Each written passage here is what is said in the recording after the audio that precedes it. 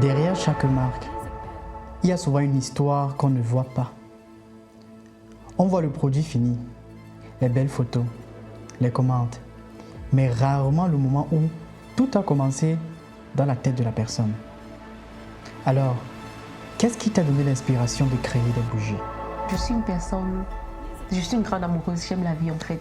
J'aime des moments calmes, j'aime me reconnecter à moi et j'utilise des bougies depuis que je suis adolescente. Donc j'ai toujours eu à utiliser et à un moment je me suis dit voilà, je pourrais les faire de moi-même en fait. Donc c'est un produit que j'achetais constamment en magasin. Donc à un moment je me suis dit mais pourquoi est-ce que je ne peux pas les faire? Parce que je peux décider des parfums que moi je peux utiliser. Des fois j'ai eu à acheter. C'était pas toujours à la hauteur de mes attentes, donc moi je me suis dit c'est quelque chose que je peux bien faire. Donc, et puisque j'aimais déjà, j'ai décidé de le faire. Beaucoup de personnes ont des idées, mais très peu passent vraiment à l'action. Entre aimer quelque chose et décider d'en faire un business, il y a un vrai, mais alors un vrai saut. C'est quoi ce moment précis-là où tu t'es dit ben tiens, je vais vraiment me lancer là. Bon, voilà. Je me souviens de ce moment comme si c'était hier. Parce qu'à l'époque, je crois dans les années 2022, je viens de finir les études et j'avais un boulot à ce moment. Et il était très loin de ma maison. Donc je me tapais à peu près 2 heures de temps juste pour y aller. Mais vous savez qu'on vient de finir l'école. Égal où on trouve le travail, on veut vraiment aller travailler. On veut vraiment commencer un truc. Donc le fait d'y aller au travail chaque jour, rentrer, revenir, me fatiguait. Donc un soir, j'étais là. J'avais effectivement allumé une des bougies du commerce que j'avais acheté. Je visionnais, je cherchais des petites idées business et tout. Et voilà, je suis tombée sur une petite vidéo qui expliquait qu'effectivement, ce que je voulais vraiment un jour faire, c'était pas une mauvaise idée business en fait. Donc elle parlait des idées business comme des bougies et des autres trucs. Mais quand j'ai entendu bougie, je me suis dit ok, puisque j'ai déjà un jour pensé à le faire, je vais le faire, surtout avec le boulot qui me fatigue. Parce que voilà, tu arrives au boulot, tu t'es battu avec les bus et les trains, parce qu'à cette époque, je n'avais pas de permis, je n'avais pas de voiture. Donc, je vivais vraiment, je souffrais vraiment pour arriver au boulot. Et puis, tu as des collègues qui te disent mal size, parce que tu arrives peut-être avec 10 ou 20 minutes de retard. C'est comme si on est déjà en pause en fait, parce que mal size, c'est un mot que les Allemands, eux, ils empruntent pendant la pause. Donc, je me sentais déjà très mal. Je me suis dit, voilà, je vais absolument commencer. Égal, je vais juste le faire en fait, parce que j'en avais marre. Donc c'était ça vraiment le déclic entre le boulot qui était vraiment difficile et tout. Je devrais y aller chaque jour. Et ce moment-là où j'ai vraiment eu cette idée aussi en regardant cette vidéo, je me suis dit bon là, je vais commencer comme ça. Aujourd'hui, on voit beaucoup de marques qui vendent des bougies. Mais toi, ton univers est très visuel. Presque gourmand, je dirais. On a l'impression que tes bougies ne sont pas seulement faites pour sentir bon, mais aussi créées pour une émotion. C'est quoi ta particularité dans la fabrication de ces œuvres d'art, de ces bougies? Voilà, très bonne question. Effectivement, j'ai toujours vu la bougie comme un moyen de transmettre une émotion, un moyen de transmettre quelque chose ancré dans soi, mais que beaucoup de gens ne connaissent pas. Donc déjà, mon monde visuel gourmand, tel que cité et qui est actuellement vrai, parce que c'est ce genre de bougie que je fabrique, vient du fait que voilà, je suis une personne gourmande, j'aime de la gourmandise, j'aime des trucs sucrés et tout. Donc, et je cherchais surtout quelque chose qui n'est pas commun, qui n'est pas comme tout le monde, parce que je ne suis jamais entrée dans un magasin et j'ai vu des bougies gourmandes en fait. Donc dans mes recherches, je m'étais rendu compte que voilà, je pouvais faire une autre forme. Et c'est le fait d'apporter cette particularité qui m'a aussi encouragée dans le choix de ce genre de modèle pour mes bougies. Et au début, je n'avais pas tous les parfums, je n'avais pas autant de parfums. Quand je commençais, je m'étais dit, j'ai une émotion précise à transmettre et j'étais allée sur des parfums vraiment très stratégiques parce que là, je vais vraiment parler d'une émotion particulière que je voulais transmettre au tout début. J'avais cette nostalgie de mon pays natal, le Cameroun. Et quand j'étais petite, il y avait des fois ce parfum de pluie qui venait parfois mélanger avec de la boue. Vous savez, parfois au Cameroun, quand il pleut et qu'il a fait il a fait chaud pendant longtemps, il y a de la poussière au sol et quand le parfum tombe et quand la pluie tombe, il y a ce parfum, cette mélancolie. Et franchement, ça me manquait de ouf. Et ce parfum, on l'appelle le pétrichor. Donc, dans mes recherches, je me suis rendu compte que voilà, je pouvais ramener des gens à ressentir cette sensation. Et c'est comme ça que voilà, je me suis dit, c'est cette base principale que voilà, je vais créer mon monde. Elles seront d'abord gourmandes et elles vont transmettre quelque chose de particulier. Et j'ai travaillé avec des créatrices de parfums sur mesure en France et aux UK.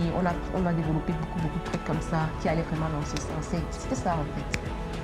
Voilà, donc... Le premier client.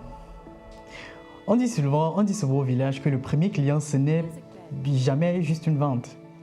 C'est souvent le premier vrai signe que ce qu'on a commencé à créer dans sa chambre, sa cuisine ou encore dans son imagination peut intéresser quelqu'un d'autre. Alors, te souviens-tu de ton premier client?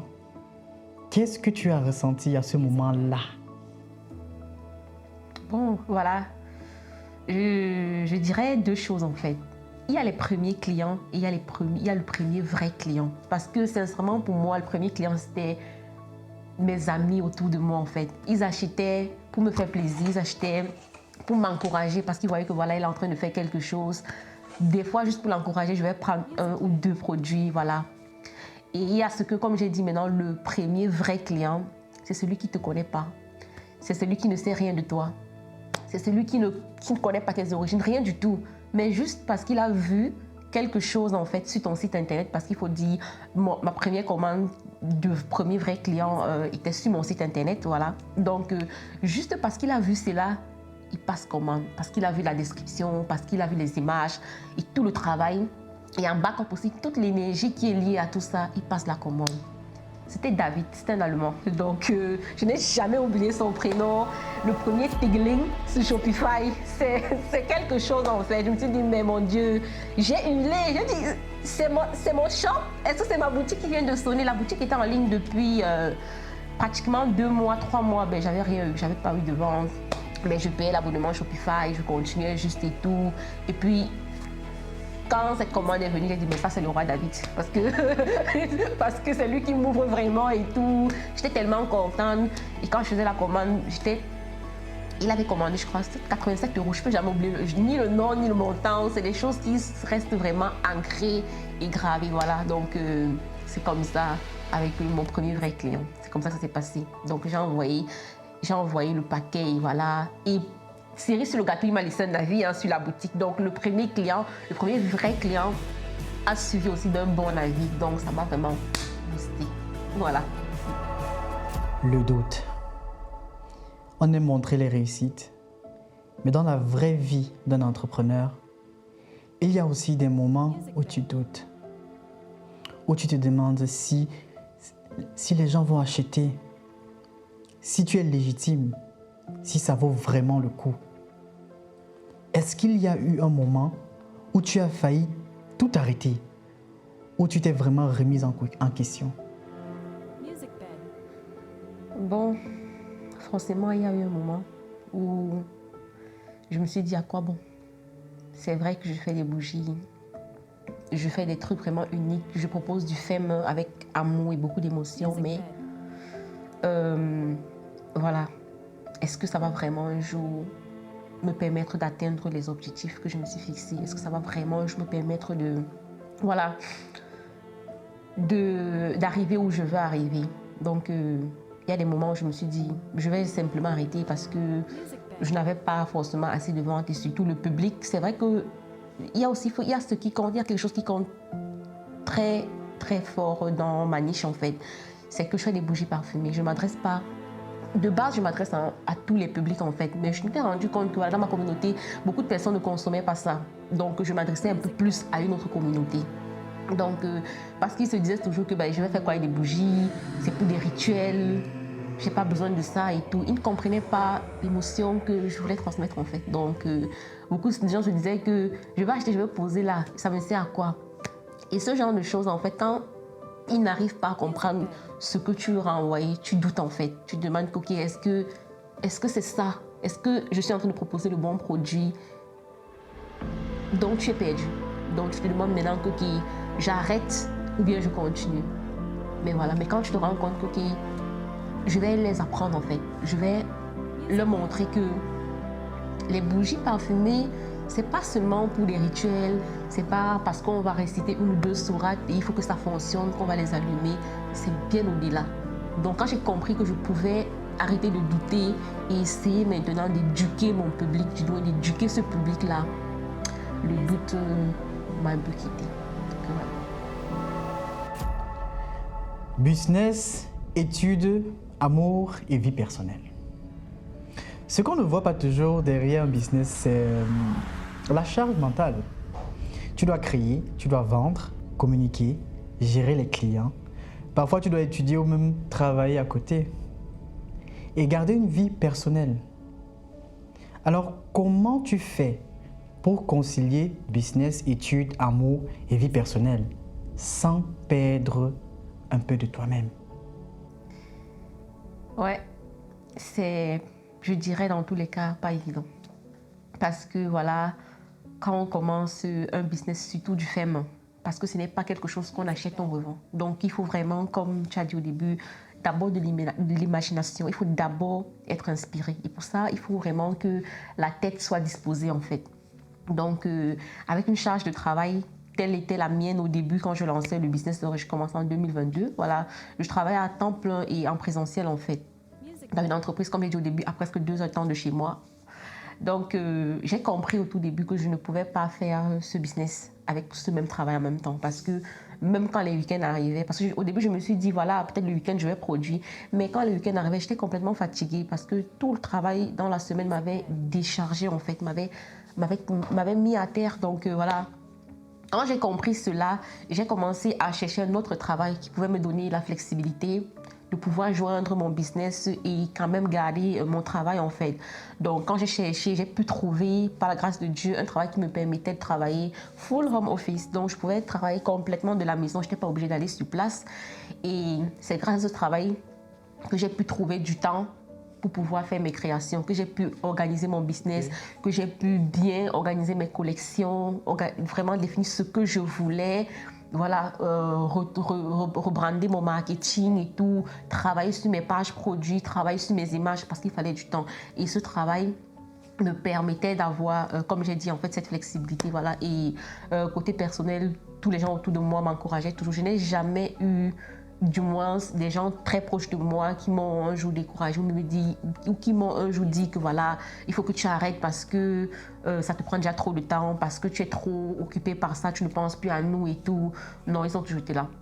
Même quand j'ai eu des marchés, parce que voilà, je ne vends pas qu'en ligne, je participe très souvent aux foires, aux foires créatives en fait. Actuellement, je suis encore plus orientée du côté allemand. Je participe aux foires créatives où je vends mes produits. Donc, quand je suis en période où je dois produire pour vendre à la fois, j'ai toujours du soutien. Donc, même si je veux qu'on m'aide à étiqueter les produits, c'est vrai que personne ne peut produire directement pour moi, mais beaucoup de tâches à côté, vraiment qui me soulagent. J'ai jusqu'ici toujours eu de l'aide par la grâce de Dieu. Quand le besoin s'est vraiment fait ressentir, voilà. Donc c'est un peu ça. Femme ambitieuse et regard des autres. Dans nos communautés, une femme ambitieuse est parfois admirée, mais aussi jugée. Quand elle construit, travaille beaucoup ou veut encore réussir, certaines peuvent dire qu'elle est devenue folle, qu'elle néglige sa vie privée en fait. Est-ce que tu as déjà senti ce regard sur toi? Et comment tu le gères? Elle n'est pas mal la question, je dirais. Et la première touche que je vais apporter, c'est que le dress, le D qui annonce le nom Dress Candles, le D, je pense qu'il est hypodynamique parce que c'est une des qualités qui me va le plus en fait. Je suis une personne très dynamique. Ça, c'est connu de tout mon entourage en fait. Tous ceux qui me côtoient savent que je ne peux pas rester sans faire quelque chose qui va sûrement me rapporter du jeton. Voilà. Donc de plus, voilà. Donc je suis toujours en action. C'est pas. Et puis je suis un Verseau, donc je suis libre. Je suis toujours en action et voilà. Donc je n'ai pas encore eu cette charge d'avoir le regard des autres comme quoi elle est une femme ambitieuse. On m'a toujours vu comme quelqu'un de dynamique en fait, parce que je ne force pas. Donc, je n'essaye pas de porter une casquette qui ne me sied pas directement, mais c'est de ma nature ainsi, à être toujours en train de vouloir entreprendre, à vouloir m'améliorer et tout. Donc, et par rapport au regard des autres, comme j'ai dit, je n'ai pas encore senti cette charge-là. Non, je dirais que voilà, je suis juste telle que je suis dynamique, je travaille et je fais mon bout de chemin en fait. Donc, pour cette question, c'est ce que je peux répondre. On dit souvent que le client est roi. Parlant une fois de plus des clients compliqués, qui est un sujet que je trouve vraiment très important. Que dire à tous ceux-là qui écoutent un conseil, comment est-ce que tu gères? Comment est-ce que tu réussis à dire que ok, malgré ta complication, tu restes et demeures le roi que tu es, mon client? Oui, ça c'est une approche, c'est une bonne approche, mais voilà, il faut savoir aussi contextualiser parce que voilà, moi je fais des senteurs d'intérieur. J'ai des fois eu à avoir des clientes qui se sont d'abord arrangées à préparer des repas vraiment avec des parfums très lourds, des nourritures très agressives qui vont après laisser des odeurs très très compliquées dans leur maison et elles se disent ok, je vais préparer ça comme ça, puis je vais prendre une bougie de rescandescent, c'est-à-dire que je vais allumer ça comme ça. À l'instant même, à l'instant T, il ne doit plus avoir une odeur ici. Et puis elle achète la bougie et puis après elle me dit que ça n'a pas été vraiment l'effet escompté. Je me dis que la base, c'est d'abord bien expliquer à quoi va servir la bougie au client et savoir. Et le client doit être aussi prêt à vraiment utiliser la bougie ou bien le produit tel que le producteur l'a expliqué en fait. Donc, quand j'ai une situation pareille, voilà, moi je sais juste de parler. Moi je suis quelqu'un, je sais très bien entgegenkommen. Je suis désolée, je crois que ça veut dire je sais très bien m'arranger avec le client. Donc, pour fidéliser ce genre de client. Le client, par exemple, je vais lui dire, il n'y a pas de problème. Peut-être à ta prochaine commande, tu auras peut-être un 20% moins ou bien un 10% moins. Parce que je sais que ça, c'est un business dans lequel il faut garder les liens, en fait. Donc, c'est comme ça que des fois, je gère ce genre de situation. Voilà. Donc, mais là-bas, c'est d'abord très bien expliquer à quoi ça va servir et comment l'utiliser. Parce qu'on peut avoir quelque chose dans la main, mais on ne sait pas comment l'utiliser. Et voilà, quand ça n'a pas l'effet escompté, ça peut virer à ce genre de situation avec les clients. Mais le client est roi. Et le client demeure roi. Stock et livraison. Une marque artisanale, ce n'est pas seulement créer, c'est aussi organiser, anticiper et gérer les matières premières, les commandes et les envois. Concrètement, comment tu gères le stock de tes commandes et tes livraisons? Voilà, en ce qui concerne les stocks, je fais du fait main. Donc, il y a d'abord beaucoup de protocoles à respecter parce que mes produits ont besoin d'un certain nombre de temps pour être prêts. Donc, je peux fabriquer une bougie aujourd'hui ou bien un savon aujourd'hui, mais je sais que je ne peux l'envoyer à un client minimum une semaine, voire 10 jours après la fabrication, après que ce soit été fabriqué en fait. Donc, ce que je fais concrètement, c'est que je commande les matières premières toujours bien avant. Je dois toujours avoir les matières premières. Je ne reste pratiquement pas sans les matières premières de base, en fait, soit la cire et les parfums principaux. Parce que voilà, il peut y avoir d'autres parfums que je ne les ai pas forcément. Mais bon, parce qu'ils ne sont pas récurrents, en fait, on ne les commande pas récurremment. Mais ceux qui se vendent les plus, je dois toujours les avoir. Donc, je m'arrange à les avoir. Je fabrique et puis je stocke là, soit dans mon quai là, ou bien voilà, j'ai un grand quai là, je peux les stocker là dans les armoires bien repartis. Et voilà, quand un client passe la commande, je prépare la commande. J'ai aussi des paquets, des cartons qui sont bien adaptés. Si c'est que c'est une bougie, il y a des cartons qui passent avec une bougie parce qu'il faut aussi maximiser l'effet logistique, quoi. Il ne faut pas prendre des grands cartons pour emballer peut-être une bougie parce que voilà, la protection juste que tu mets autour, ça te coûte cher. Donc, c'est pourquoi il faut toujours y penser avant. Donc, prendre des cartons adaptés, donc que ce soit une bougie, 2 bougies, 3 bougies, même 10, j'ai des cartons qui sont appropriés. Donc, après la commande, déjà, c'est écrit sur mon site internet que la livraison a besoin, ça se fait minimum 4 jours après la commande parce que j'ai besoin du temps pour, voilà. Je ne suis pas stressée dans le business en fait. Donc c'est vrai que le client est roi, mais il ne me commande pas totalement parce que je dois toujours garder cette touche en fait pour dire que voilà, c'est moi qui gère, c'est moi qui suis chef d'orchestre dans tous les cas. Donc 4 jours après, bon, c'est vrai que des fois je fais partie de la commande plus tôt pour le bon plaisir du client, mais c'est après 4 jours que c'est que j'ai un retour client, voilà, je peux moi-même commencer à m'inquiéter. Voilà, il faut gérer le SAV après. Donc, par rapport au stock et aux livraisons, je dirais juste qu'il faut fabriquer bien avant parce que mes produits ont besoin de presque 10 jours pour bien sécher, pour bien traverser la cure. Et voilà, minimum 4 à 7 jours, minimum 4 jours, voilà, je peux envoyer le produit sans problème. Voilà, je fais les envois avec les agences, tous connus du public, soit DHL ou MS et tout, dépendant de, voilà, dépendant de... Est-ce que vous avez fait la publicité? DHL de quoi? Excusez-moi, en tout cas, vous allez couper la partie là, non? Commencer petit ou investir fort. Il y a beaucoup de jeunes qui veulent lancer un business, mais ils attendent d'avoir beaucoup d'argent ou un setup parfait avant de commencer. Selon toi, est-ce qu'il faut commencer avec petit, avec ce qu'on a, ou alors il faut investir fort dès le départ? Ça, c'est une très bonne question. Et je vais directement prendre l'exemple sur moi-même parce que même quand je commençais, voilà, je ne vais pas vous dire que j'ai commencé avec une photo d'une bougie dans mon salon. Et puis, non, j'ai commencé avec à peu près 50 balles en fait. J'ai juste acheté un set pour complaire avec tous les petits ingrédients nécessaires pour faire une petite bougie d'abord, pour voir comment ça fonctionne, pour faire des petits tests de combustion. Juste un tout petit pack en fait.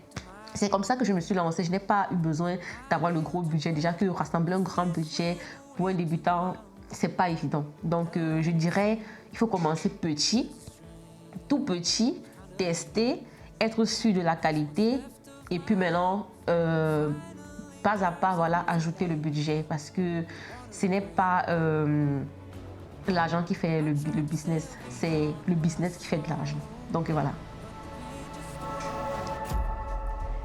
L'image de la communauté noire. Ton business ne représente pas seulement un produit. Il montre aussi une autre image, celle d'une jeune femme noire qui crée, construit et développe quelque chose de sérieux en Allemagne. Qu'est-ce que tu aimerais que ton parcours change dans la manière dont on voit les entrepreneurs de couleur noire ici en Allemagne? Voilà, ouais, c'est vrai que dans notre communauté, être une femme noire et puis oser rêver grand, oser vouloir investir, oser vouloir choisir son propre chemin de l'indépendance en fait, n'est pas du tout facile. Mais ce que je dirais, c'est juste que c'est vrai que c'est pas évident, mais chaque femme devrait se dire ce n'est pas sa couleur de peau qui détermine ses objectifs en fait. Elle doit rêver plus grand. Elle doit juste essayer d'obtenir ce qu'elle veut. Elle doit tout faire pour arriver à ses objectifs en fait. Donc la couleur de peau ne devrait pas être un problème. Le plus important pour moi, c'est juste avoir une vision claire, savoir définir les objectifs, essayer de trouver le chemin le plus adapté pour arriver à son objectif en fait. Et vraiment se battre vraiment de toutes ses forces pour atteindre cet objectif. Pour moi, c'est le plus important parce que la société va beau critiquer et tout, va te donner des mots. Moi, par exemple, des mots qui m'ont blessée, comme j'ai eu à le dire tout à l'heure, que voilà, avec tes bougies à rituel, qui aura besoin en fait. C'était quelque chose qui m'avait vraiment beaucoup choquée. Mais comme j'ai dit, je sais ce que je veux transmettre. Donc, être juste focus sur ce qu'on veut atteindre comme objectif, pour moi, c'est ce que je peux vraiment dire et ça devrait porter haut. Donc, voilà. Tes bougies ressemblent tellement à des gâteaux qu'on doit poser la vraie question. Est-ce que quelqu'un a déjà eu envie de goûter tes gâteaux? Mes gâteaux, mes petites gourmandises.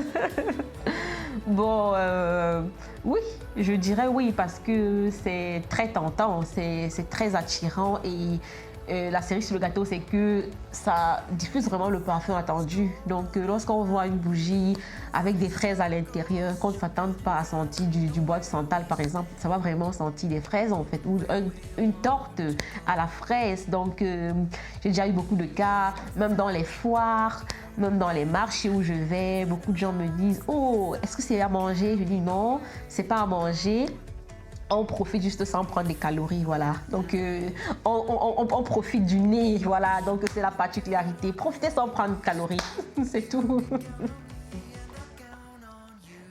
On profite sans prendre des calories, certes. Mais que diras-tu d'une mère d'enfant qui aime tellement tes produits? Elle aime vraiment tes produits et elle aimerait en acheter. Mais tellement ça ressemble vraiment à des gâteaux qu'elle se fait vraiment du souci à savoir que si j'achète ces bougies-ci-là, mes enfants vont tout manger. Est-ce qu'il y a quelque chose, est-ce qu'il y a un plus, est-ce qu'il y a peut-être un truc que tu fais pour? Qu'est-ce que lui répondras-tu? Voilà, les clientes que j'ai sont des adultes en fait, et sur toutes les bougies, il est écrit en grand « ne pas consommer ». Donc, ce qui se passe, c'est qu'il y a plusieurs étiquettes de sécurité tenues au loin des enfants. Donc, les bougies sont apposées par exemple au-dessus des armoires. Parce que l'une des particularités de mes produits, c'est qu'ils sont vraiment bien concentrés. Donc, on n'a pas toujours besoin d'allumer pour faire sentir le parfum. Donc, les mamans d'enfants devraient prendre la peine de poser les produits juste en hauteur pour que les enfants ne touchent pas. Malheureusement, je n'ai pas encore pu développer une solution extra qui va faire en sorte que les enfants ne mangent pas. Parce que même moi, quand je suis en train de fabriquer, j'ai envie de manger. Donc voilà, il faut juste poser en hauteur et aller avec de manière consciente et responsable. Voilà. Santé et sécurité des bougies parfumées. On entend parfois dire que les bougies parfumées peuvent être mauvaises et nocives pour la santé, notamment par leur odeur, qu'elles sont cancérigènes, surtout quand on les utilise souvent longtemps. Alors toi qui es dans ce domaine, qu'est-ce qu'il faut savoir pour utiliser une bougie parfumée de manière saine et responsable? Voilà, ça c'est un très bon angle. Je dirais déjà que la particularité de nos produits chez Dress Candles, nous n'utilisons pas des cires toxiques en fait, si on veut dire comme ça. Parce que la majorité des produits du commerce sont faits à base de cire de paraffine. Il faut savoir que la paraffine c'est un dérivé du pétrole, donc qui contiennent des benzènes, des toluènes, des matériaux lourds, et c'est de ces matériaux que proviennent en fait sous l'effet de la fumée des petites particules cancérigènes. Chez Dress Candles, nous avons trouvé une autre alternative d'utiliser de la cire de soja. Donc c'est une scie durable en fait. Donc c'est une scie qui est renouvelée, c'est une scie à base de plantes. Donc lorsqu'il y a combustion, le taux de particules nocives pour la santé est vraiment, je dirais, moindre en fait. Voilà. Donc et de surplus en fait, nous faisons customiser nos parfums en France et nous nous assurons vraiment de la qualité. Des parfums sans phosphate, des parfums vraiment sans matériaux lourds à l'intérieur, ce qui peut nous permettre de garantir à notre clientèle vraiment un produit, on ne peut pas dire sain, des sains, parce que voilà, il faut toujours mettre un petit doute, mais franchement, nous essayons de proposer une qualité clean en fait. Donc, et surtout lorsqu'on utilise des bougies parfumées, c'est important de ventiler en fait. C'est important d'ouvrir des fenêtres après pour laisser passer l'air, et de cette manière, on profite plus du produit. Donc, je dirais que nous agissons déjà de manière très éco-responsable et nous prenons vraiment la santé et le bien-être de nos clients en maxime première. Donc, voilà. Super. Alors, le Level Up Business Tool AI, qui est l'intelligence artificielle de Level Up, vient de nous souffler une nouvelle question. Alors, la question est celle de savoir, c'est déjà bien de savoir que les bougies de Dress Candles ne sont pas nocives à la santé, mais est-ce que Dress Candles pourrait dans un futur proche ou alors lointain faire des bougies qui pourront être utilisées à des fins médicinales? Ça, c'est une très bonne question. Parce que Dress Candles propose aussi déjà des bougies de massage en fait. Donc des bougies qui permettent de s'offrir des rituels de corps, les rituels de bien-être en fait. Ces bougies sont un peu plus spéciales parce que voilà, les parfums qui sont utilisés sont encore vraiment, ce ne sont même pas des parfums, ce sont des huiles essentielles. Et les huiles essentielles ont la faculté de relaxer, de soigner même certaines maladies du corps en fait. Donc à travers des massages, à travers la respiration de ces huiles-là. Donc nos bougies de massage franchement sont parfaites pour le bien-être corporel. Donc là, on n'est plus juste dans le parfum d'ambiance, mais on entre dans une autre dimension qui est prendre soin de soi, se réaliser, remarquer qu'on est un être vivant qui a besoin vraiment de se retrouver. Donc voilà, d'être en paix avec soi, en harmonie. Et c'est un facteur très important pour nous. Donc, voilà. La vision. Ce qui distingue un petit business d'une vraie marque, c'est la vision. C'est sa vision. Ce n'est pas seulement vendre aujourd'hui, c'est savoir où on veut aller demain.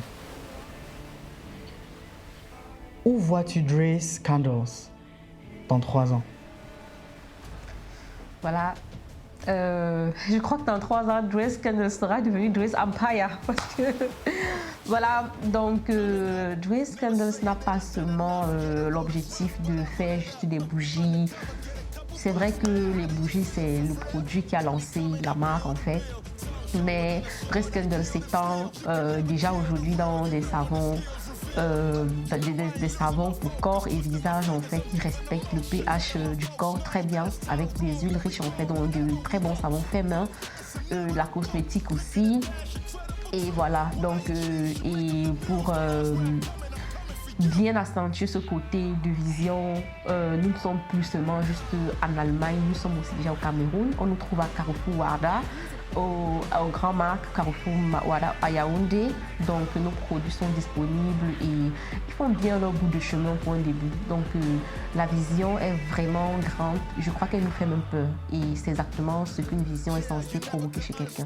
Donc on dit souvent que tant que ta vision ne te fait pas peur, tu ne rêves pas assez. Donc nous sommes déjà là-bas et nous avons bien l'objectif de nous établir dans plusieurs autres supermarchés et grandes surfaces dans le Cameroun. Et pourquoi peut-être pas en Côte d'Ivoire ou dans d'autres pays? Parce que la vision, comme j'ai dit, elle est vraiment forte. Donc, c'est un peu ça. Le conseil final. Il y a peut-être une personne qui regarde cette vidéo aujourd'hui,